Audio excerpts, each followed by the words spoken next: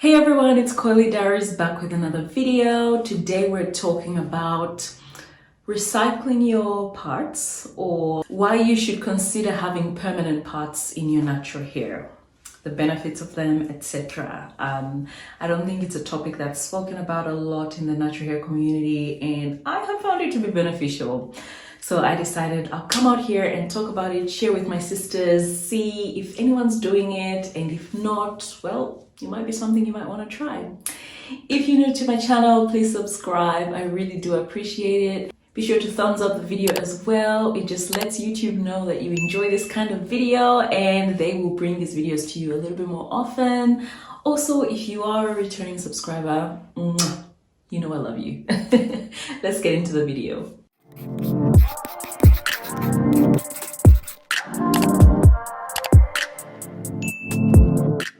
So having permanent parts is something that you find here and there on YouTube, and not as much as I would love.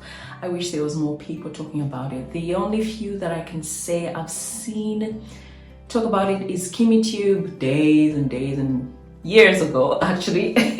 The next one is Naturally Nika, I think she's got this beautiful long hair, and she, ladies and gentlemen, has recycled her parts for 10 years, okay? Wow. Like, she has had the same permanent parting in her hair for the last 10 years. Anyway, another one that I have seen do this is Efficiently Natural. All these women have got beautiful hair. All of them have got healthy hair. And girl, anything that's gonna make my life easier in this natural hair journey, I'm here for it.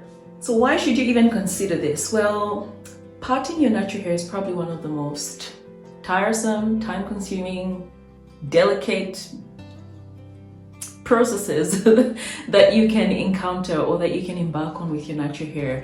Especially when your hair gets longer, you start to find out that it's not as easy as just getting a rat tail comb and making a part. It's making a part and going through all the length of the hair, and then realizing, oh, the part is not clean enough, or I didn't do it right, and then going again, and that's just like one part. Now consider my whole head. It could take you hours. So having permanent parts helps you save time. It helps you prevent breakage, of course, because you're not in your hair trying to part your hair all the time. If you have those permanent parts, you just pretty much use the same parts over and over and over and over and over again. Another thing is that it just makes working in sections more efficient. So all of a sudden you don't need to make the sections. The sections are already made for you. So as you know, type 4 hair, we like to work in our sections because it's easier, it helps prevent breakage, it's just less overwhelming. So for me, this is something that I'm interested in, or that I'm trying to implement because of the reasons I've just mentioned. And obviously you might want to try it as well if you're someone that is a lazy natural, you don't have time, you want something that's efficient, and yeah, you just don't want to hassle yourself when it comes to your hair. Permanent parts is something that you might want to try. Now, when it comes to how many parts you should have, I think it's important to always have like a middle ground. I've seen people get like really small parts and it becomes cumbersome, and they really can't retain the same parts because, I mean, there's too many little sections to try and retrieve, if you know what I mean. And then if it's too large, like the parts are too large, it defeats the purpose. Like, yeah, if you have like 4 or 5 parts, I guess you could recycle them, but if you're gonna do a twist out or a braid out or some kind of style, you need to repart those 4 parts, if you know what I mean. So finding a middle ground where you have maybe, I would say maybe between 16 and 20 parts is a good, you know, sort of rule to go by, because that's like, they're not too large and they're not too small, and you can do twist outs and braid outs, etc., and not need to part your hair within the permanent parts. I don't know if that makes sense. And if you like to wear twist outs and braid outs, or wearing your hair loose in general, you might want to consider covering the parts. So if you part your hair in twos, like 1, 2, 3 as the first line, make sure the next line for the parts kind of fall in the gaps of the previous line, so that you have a fuller looking style at the end of it. Now, you can get someone to do this for you. I mean, it can be cumbersome, like I say, to try and part your own hair. You can use a mirror in front and a mirror at the back, so that you can see what's happening at the back. For me, I got someone to do my parts for me. I got, I think, 16 parts in total. Thanks to Diwa, she did this for me. And I consider them like medium parts. And yeah, I got them in, and I'm trying to recycle them as much as possible, which means that I'll be washing my hair, deep conditioning my hair, styling my hair within these parts for as long as I can. Now, in order to do this efficiently, it's important also to make sure that your parts are clean, because over time you might actually end up picking hair from, you know, different parts and putting them in the other part, and that can cause the parting to be raggedy, if you know, like not clean, and confuse the whole parting system.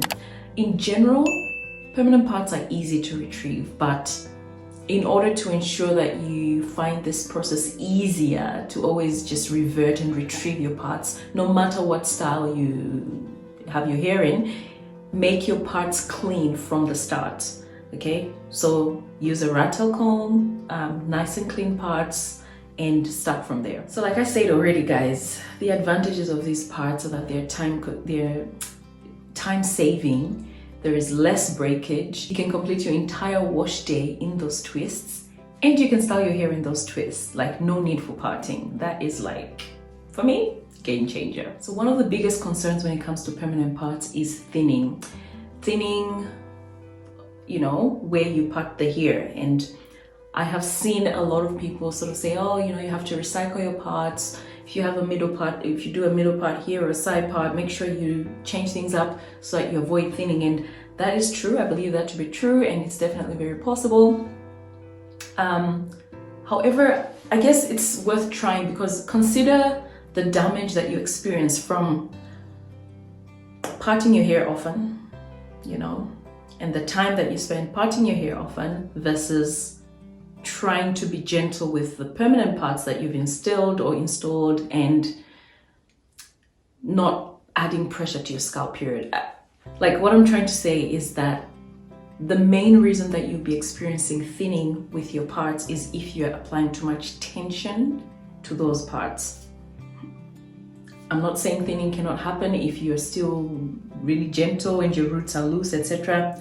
I'm sure, you know, people have got experiences where they've experienced thinning, even if they're gentle at their roots. But the main reason why you will see thinning on your parts is if you have tight roots, tight bases, you know, tight styles, tight twists, tight braids.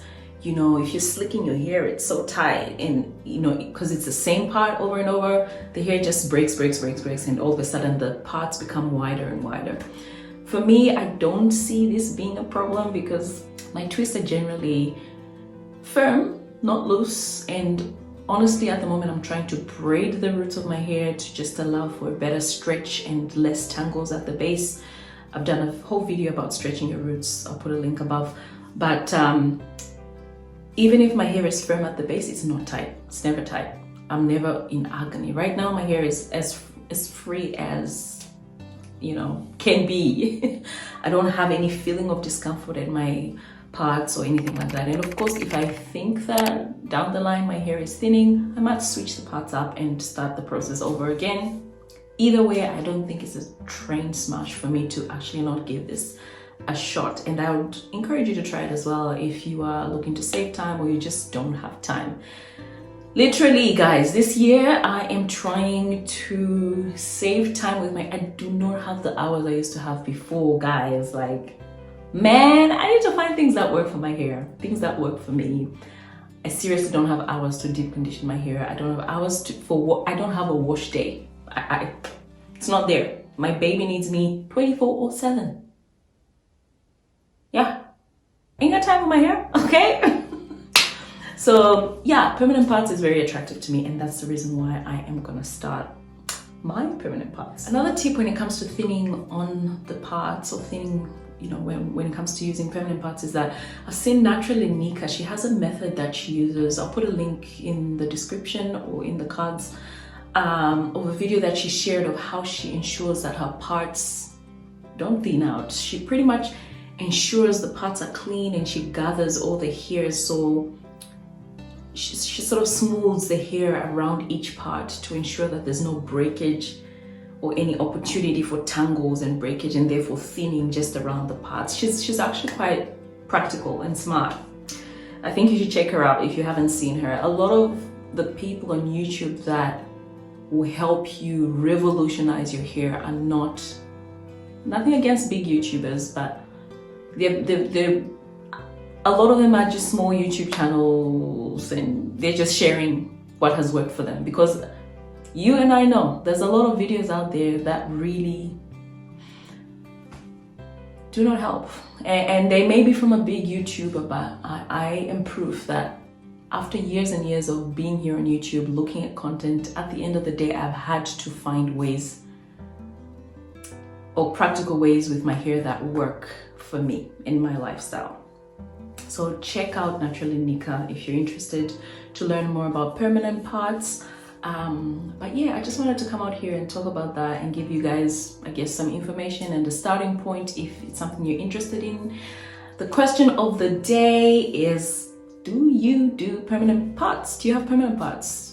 Do you think it's something that you might try, or it's a no-no for you? What do you do to sort of save time, I guess, when it comes to parting your hair or reduce breakage? You know, some of us just don't have that time to be parting our hair every week, every weekend, every other day, every wash day.